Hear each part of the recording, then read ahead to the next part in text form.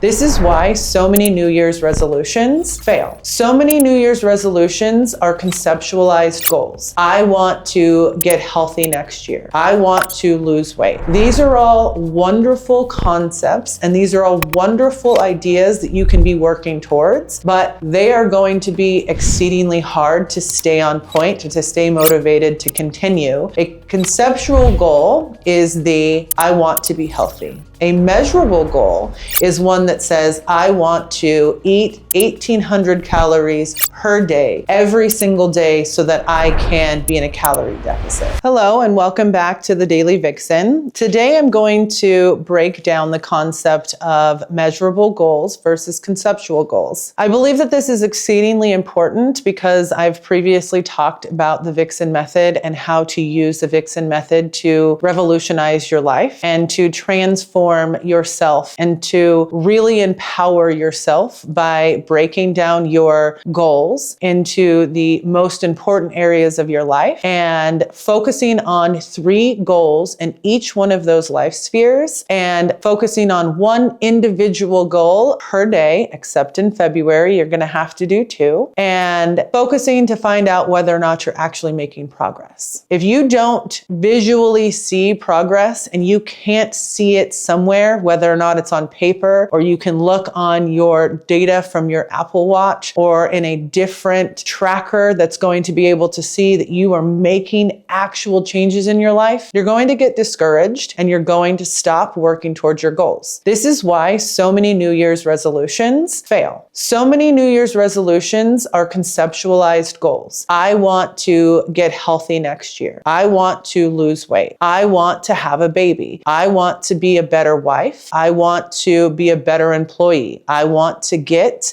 a promotion. I want to go back to school. These are all wonderful concepts and these are all wonderful ideas that you can be working towards, but they are going to be exceedingly hard to stay on point, to stay motivated, to continue, because when you sit down each day and analyze over the last month whether or not you've been working on your goal in the area of, say, health and wellness, how can you measure whether or not you're becoming more healthy if you don't give yourself measurable goals that you can see visually each day that you're making progress? A conceptual goal is the I want to be healthy. A measurable goal is one that says I want to eat 1,800 calories per day, every single day, so that I can be in a calorie deficit. You can measure those goals of 1,800 calories per day by tracking your calories and then going back on the day that you are to analyze that specific goal to see whether or not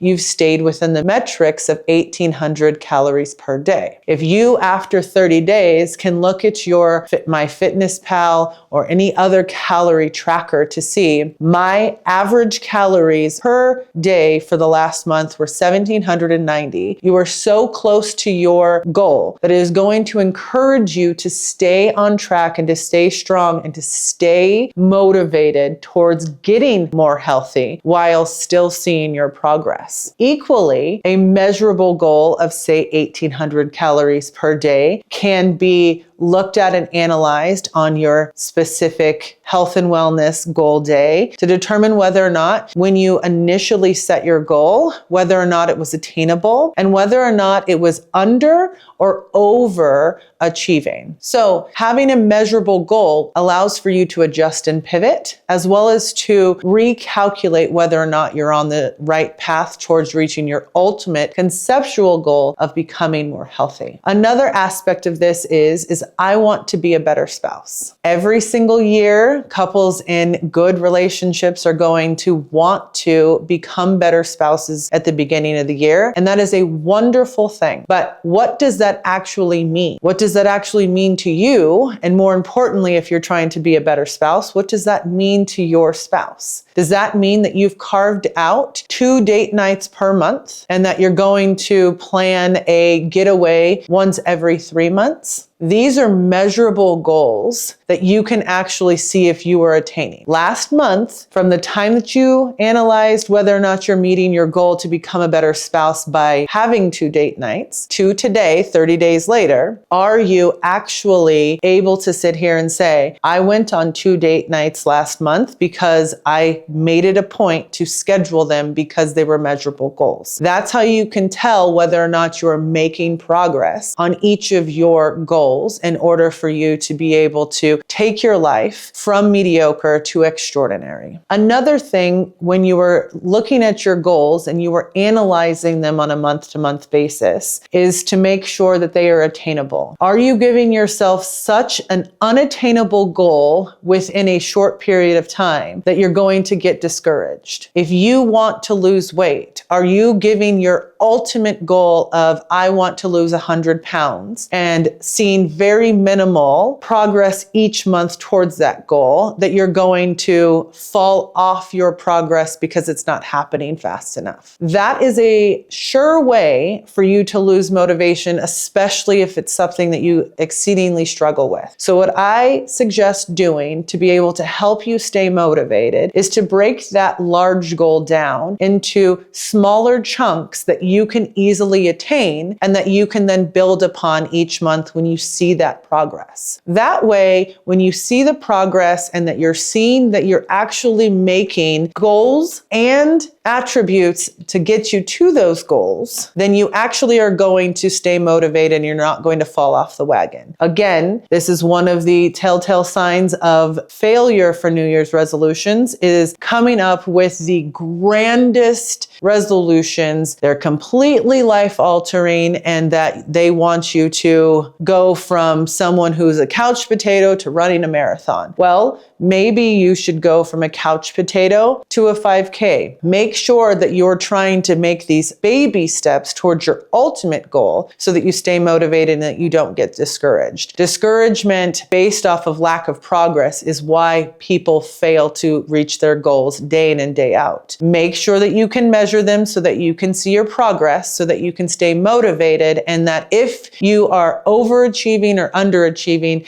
that you still have enough wiggle room to be able to adjust and pivot to still reach your ultimate goal. So those are the two most important aspects with regards to your goal planning: measurable, attainable, realistic. Realistic goals mean, are you going to become a fighter pilot? Probably not, unless you are a 12-year-old who has perfect eyesight and an uncanny ability to do martial arts to be able to get into the military and has exceedingly high intelligence so that they can have the clearance. If all of these things are true about you, then maybe your goal of becoming a fighter pilot is realistic.